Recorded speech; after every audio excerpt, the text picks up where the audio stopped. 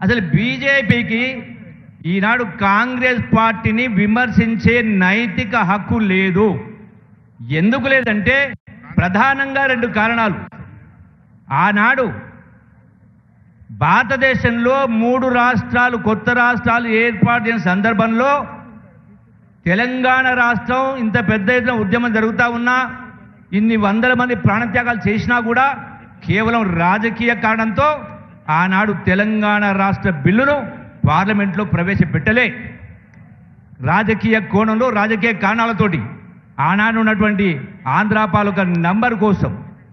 కానీ సోనియా గాంధీ గారు రాజకీయ కోణంలో కాకుండా ఈ తెలంగాణ రాష్ట్ర 4 కోట్ల ప్రజల ఆకాంక్ష, 60 సంవత్సరాల కళ, తెలంగాణ ఇస్తే ఆంధ్రాలో కాంగ్రెస్ పార్టీ నష్టం జరుగుతుంది తెలిసి కూడా పెద్ద మనస్తోటి ఆ అమరవీరుల తల్లుల కడుపు కోత ఎట్లుంటుందో తెలిసిన కన్నతల్లిగా సోనియా గాంధీ గారు పెద్ద మనం చేసుకొని తెలంగాణ రాష్ట్రం ఇచ్చింది. అందుకే ఎప్పటికైనా మన కాంగ్రెస్ పార్టీ ఈ రాష్ట్రానికైనా దేశానికైనా శ్రీరామ రక్ష. ఆ బాధ్యత కాపాడుకోవాల్సిన బాధ్యత మన అందరిపైన ఉందని మీ అందరికీ సవినయంగా విజ్ఞప్తి చేస్తూ ఇలా మొసరి కన్నీరు గారుస్తూ ఉన్నారు. కృష్ణా జలాల గురించి, గోదావరి జలాల గురించి ఏం మాట్లాడిన కేసీఆర్ చాలా ప్రాజెక్టులకు సంబంధించి నేను కూర్చుని కట్టిస్తాడు. వెనకబడి జిల్లా పాలమూరు జిల్లా 10 సంవత్సరాలైంది, ఎందుకు పూర్తి కాలే? మరి 8 లక్షల కోట్లు అప్పు చేసి కూడా పోనీ నువ్వు చెప్పినవేమైనా అమలు చేసినవా? ఇన్ని లక్షల కోట్లు అప్పు చేసి కూడా 10 సంవత్సరాల కింద మీరు చెప్పినటువంటి దళితులకు 3 ఎకరాలు ఇచ్చిండ్రా? నిరుద్యోగ యువతకు 3,000 రూపాయలు ఇచ్చిండ్రా? డబుల్ బెడ్రూమ్లు కట్టించిండ్రా?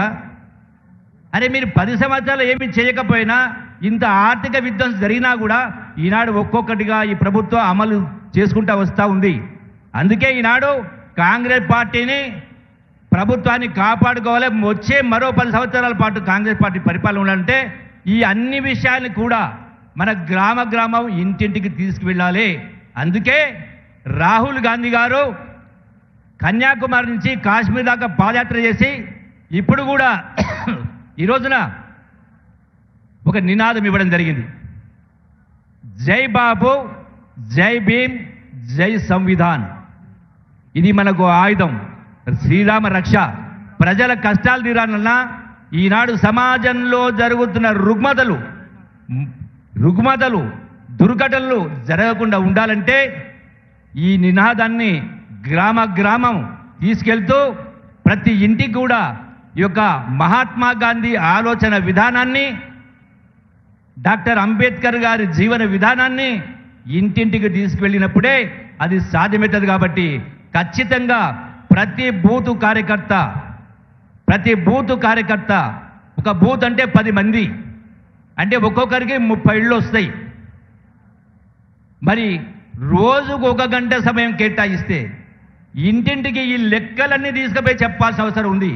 ప్రభుత్వ పరంగా మీకు అన్ని కూడా బుక్స్ ప్రింట్ చేసి కరపత్రాల ద్వారా మొత్తం సమాచారం మీకు అందించడం జరుగుతుంది. కాబట్టి ప్రతి ఇంటి దగ్గర ప్రతిరోజు 1 గంట మాత్రమే, ₹1 ఖర్చు కాకుండా 1 గంట మాత్రమే ప్రతి ఓటర్ దగ్గర కూర్చొని ఇవన్నీ కూడా మనం సవివరంగా వివరించినప్పుడే అది సాధ్యమవుతుంది. ఈరోజు మా అందరికీ పదవులు వచ్చినాయి కాబట్టి మరి మీకు కూడా పదవులు రావాలంటే ఖచ్చితంగా మీరందరూ కూడా పెద్ద మనం చేసుకుని ఈ యొక్క కాంగ్రెస్ వాదాన్ని, మహాత్మా గాంధీ యొక్క ఆలోచన విధానాన్ని